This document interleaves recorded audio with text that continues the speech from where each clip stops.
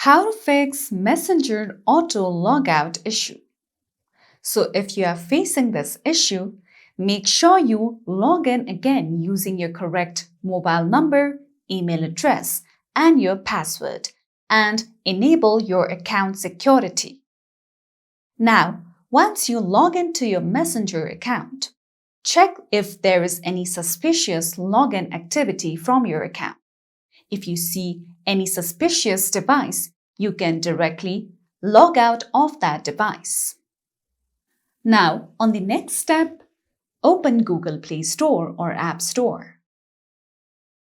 Once you come here, you can directly search for Messenger.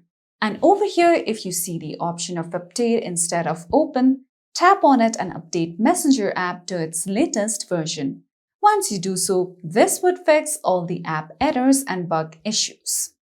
You can also tap on uninstall and then reinstall Messenger app again. Now, on the next step, you can shut down your phone and then restart your device again in order to fix your issue.